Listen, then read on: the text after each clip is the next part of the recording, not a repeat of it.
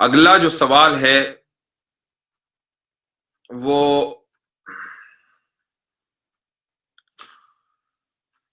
محمد اظہر تیاگی صاحب کی طرف سے ہے. وہ کہتے ہیں کہ میں مظفر نگر سے ہوں اور میرا سوال یہ ہے کہ آج کے دور میں آپ مجھے بتائیے. اس میں انہوں نے 2-3 چیزیں پوچھی ہیں، اس میں شرعی پردہ، بینک میں اکاؤنٹ، بینک کا سود، ان چیزوں سے کیسے بچا جا سکتا ہے اور ان کی کیا حدود ہیں.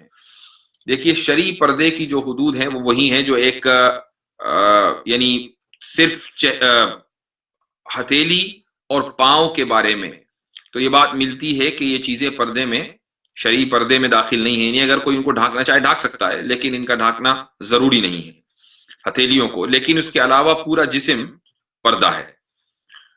تو پہلی بات تو یہ ہے. دوسری بات یہ ہے کہ بینک کے بارے میں جو آپ نے سوال کیا ہے، بینک میں اکاؤنٹ کھولنا بالکل جائز ہے، اکاؤنٹ کھولنے میں کوئی حرج نہیں ہے، لیکن اکاؤنٹ دونوں طرح کے کھل سکتے ہیں. آپ چیکنگ اکاؤنٹ بھی کھول سکتے ہیں اور سیونگ اکاؤنٹ بھی کھول سکتے ہیں. سیونگ اکاؤنٹ اگر آپ اس سے بچیں اور آپ چیکنگ اکاؤنٹ کھولیں جس کے اندر آپ کو سود نہیں ملتا تو وہ زیادہ بہتر ہے. لیکن اگر کسی بینک کی پالیسی یا کسی ملک کی پالیسی یہ ہو کہ وہ چیکنگ اکاؤنٹ صرف کمپنیز کو کھولنے دیتے ہوں اور انڈیویجولز کو، افراد کو صرف اور صرف سیونگ اکاؤنٹ ہی کھولنے کی اجازت ہو، وہ وہی کھول سکتے ہوں، تو سیونگ اکاؤنٹ بھی کھولا جا سکتا ہے. لیکن پھر آپ کو یہ معلوم ہوگا، یعنی جب سیونگ اکاؤنٹ آپ کا ہوگا تو آپ کو بہت آسانی کے ساتھ پتہ چل جائے گا کہ مثلا آپ نے 100 روپے ڈالے تو سال میں کوئی بعض مرتبہ 10 پیسے، 20 پیسے، 70 پیسے، اسی ریشیو کے اعتبار سے وہ سود کے نام پر آپ کو دے دیتے ہیں. تو آپ اس پیسے کو بغیر ثواب کی نیت کے صدقہ کر دیں. آپ اس کو بینک میں نہ چھوڑیں، اس کو بینک سے نکالیں اور بغیر ثواب کی نیت سے اس کو صدقہ کر دیجئے، کسی غریب کو دے دیجئے، وہ غریب کے کام آ جائیں گے. خود کے استعمال میں لانا اس کو جائز نہیں ہے. یہ اس صورت میں ہے کہ اگر آپ چیکنگ اکاؤنٹ کھول ہی نہیں سکتے اور سیونگ اکاؤنٹ کھولنا ہی مجبوری ہو، تو یہ اس کی حدود و قیود ہیں. رہی بات بینک انٹرسٹ، یہ سب چیزیں بالکل ناجائز ہیں. اس کے بارے میں علماء آج سے نہیں یعنی 10 سال سے اس موضوع کے اوپر گفتگو ہو رہی ہے، کھلم کھلا اس کو بیان کیا جا رہا ہے. میں ایک مثال آپ کو دیتا ہوں، صرف دینی اعتبار سے نہیں، دنیاوی اعتبار سے بھی میں آپ کو ایک مثال دیتا ہوں. مثلا جب ایک زمانے سے انشورنس کے بارے میں یہ بات ہو رہی ہے کہ بھئی ہیلتھ انشورنس تو آپ لے سکتے ہیں، لیکن لائف انشورنس اور ہیلتھ انشورنس بھی اس وقت جبکہ وہ ضروری ہو جائے. مثلا بعض ملکوں کے اندر ہیلتھ انشورنس، سعودی ہے یا مغربی ممالک ہیں، ان میں ہیلتھ انشورنس لینا ضروری ہے، لیکن لائف انشورنس اسلام میں جائز نہیں ہے اور نہ ہی وہ کسی ملک میں ضروری ہے.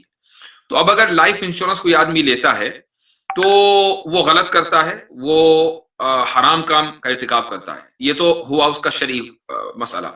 لیکن دنیاوی فائدہ دیکھیے، بہت سے ممالک میں، انڈیا کے بشمول، ایسی کمپنیز ہیں، سرکاری کمپنیاں بھی، کہ جو لائف انشورنس دے رہی تھی اور عرصے سے دے رہی تھی، 10-20 سال سے، بلکہ 100 سال سے بھی پرانی جو کمپنیاں تھیں، ان کو اچانک جب اکنامک کرائسس آیا تو حکومت نے ان کمپنیوں کو بند کر دیا.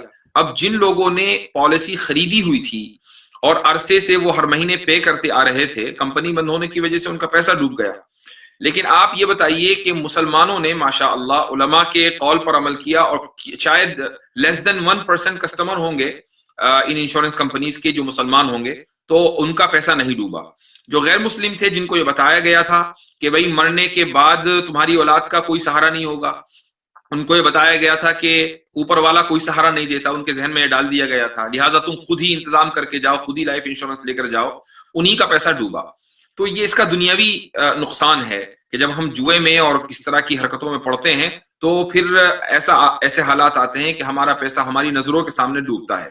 اس دنیا کے جو اقتصادی حالات ہیں وہ اسی طرح کے ہیں کہ یہاں پر کسی بھی دن مارکیٹ ڈاؤن ہو جاتی ہے، گر جاتی ہے، کلیپس ہو جاتی ہے اور لوگ سڑکوں پر آ جاتے ہیں. تو حالانکہ غلطی کسی کمپنی کی ہوتی ہے یا کسی حاکم کی، کسی حکمراں کی، کسی وزیر اعظم کی اور صدر کی ہوتی ہے، اور اس کی غلطیوں کی وجہ سے پورا ملک بھگتتا ہے. یہی آج کی اکنامی کی ریالٹی ہے. لہٰذا ایسی چیزوں سے بچا جائے کہ جن میں سود ہو، جس میں جوا ہو، جس میں ان چیزوں یہ عناصر شامل ہوں، ایسی چیزوں سے بچنا چاہیے.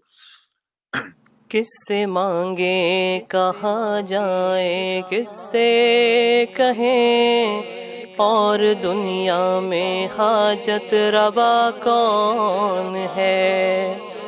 سب کا داتا ہے تو، سب کو دیتا ہے تو، تیرے بندوں کا تیرے سوا کون ہے؟